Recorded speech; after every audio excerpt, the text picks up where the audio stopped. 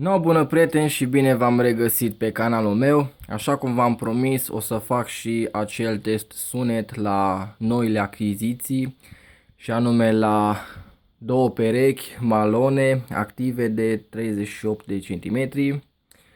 Ei spuneau că au o putere de 750 de W și undeva la 1500 puterea muzicală. Mă rog, nu credeam eu că o să fie atâta, nici pe departe nu sunt atâta. Pot să zic că sunt foarte dezamăgit de ele și cu totodată pe ele o să scrie retur. Mi se pare absurd să dai atâția bani pe o pereche ca astea. Deci achiziția nu se merită. Le-am conectat. Am băgat și jack-ul. Boxele sunt pe on, îs la maxim, amândouă. Corectorul de ton și înaltele sunt la jumătate. Și am ales o piesă, dăm un play și vă las pe voi să comentați.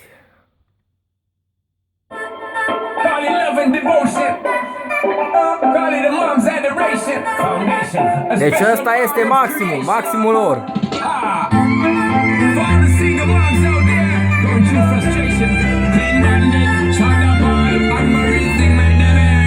She works the nights by the water.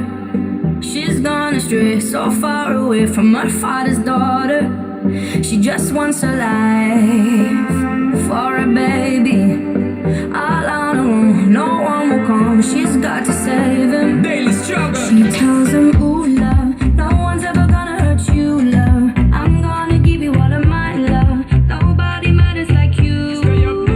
She tells him your life ain't gonna be nothing like my life. You're gonna grow and have a good life.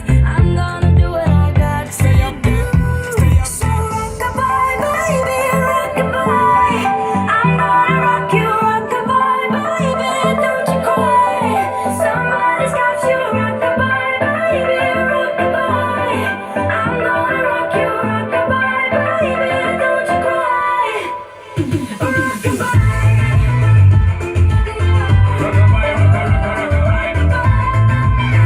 Egalizatorul nu-i pus în funcțiune, doar o rămas setat, dar putere nema, deci nu este putere deloc, nici 100 de W nu cred că au.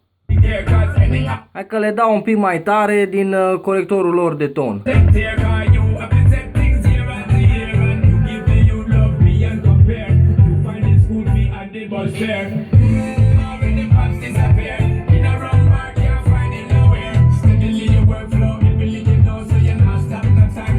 Now she got a 6-year-old, trying to keep him warm, trying to keep all the gold.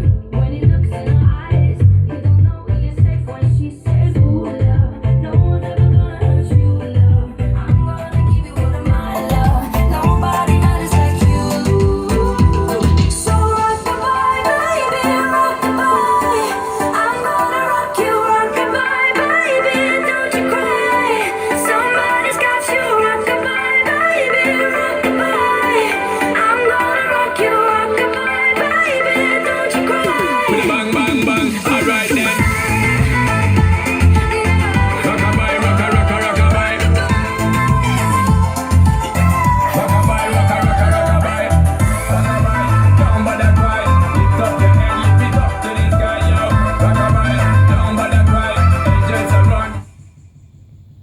Nu are rost să las toată melodia pentru că nu au putere, deci degeaba, n-au nici 100 de W, eu nu le dau 100 de W la astea.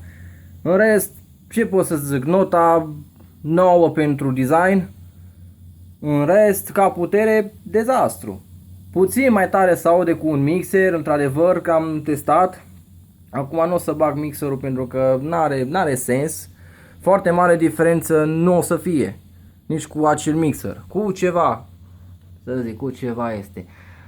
Evident pe ele scriu retur, nu o să stau cu ele, nu o să pot face absolut chiar nimic, nu pot să fac, nu pot să mă duc nicăieri cu ele. Și să mă apuc să le reechipez sau să dau cu teampul în ele, să modific iară tot, las-o așa, nu am niciun chef de așa ceva. Una la mână, prea scumpe, prea scumpe.